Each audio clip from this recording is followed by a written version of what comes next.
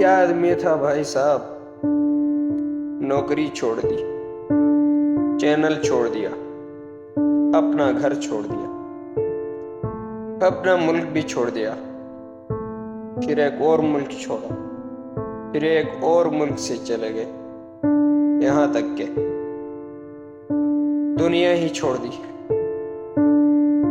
लेकिन बिका नहीं, लेकिन झुका नहीं, अपनी ईमानदारी न छोड़ी, अपना बयानिया न छोड़ा।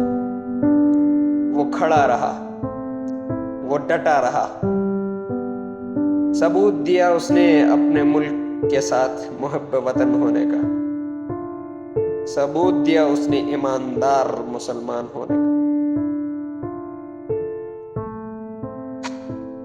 और तुम्हें क्या लगता है, तुम्हारी बचत होगी? सबसे पहले दुनिया भर के साजिशियों, मुनाफिकों, जो रुपयों के लिए अपने माँ जैसे मुल्क के साथ गद्दारी करते,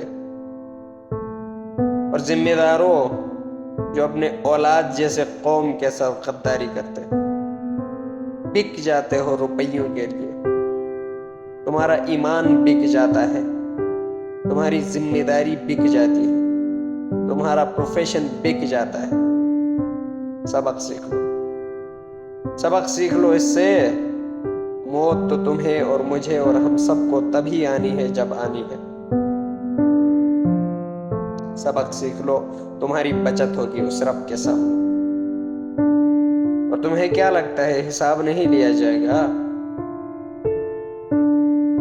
लियाकत अली खान से अभी तक मुल्क की अदलिया हिसाब नहीं ले सकी, लेकिन एक अदालत है जो बहुत जल्दी हिसाब लेगी,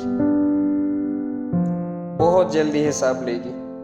और अरशद शरीफ और उसके पूरा खानदान, बल्कि पूरी दुनिया में आदम अलैहिस्सलाम से जब तक लोग पैदा होंगे, जब तक क़यामत बर्पा होगी, तब तक सारे मुतमईन होंगे उस हिसाब से, और तुमसे पूरा हिसाब लिया जाएगा। तुम इस सारे पैदा होने वाले मखलूक के सामने खड़े कर दिए जाओगे। उसका सर खुशी से, फख्र से बुलंद होगा और तुम्हारी गर्दनें झुकी हुई होंगी। उसे उठाकर जन्नत भेज दिया जाएगा बाइज्जत तरीके से, तुम्हें जलील करते घसीटते जहन्नम में फेंक दिया जाएगा बेइज्जत तरीके से।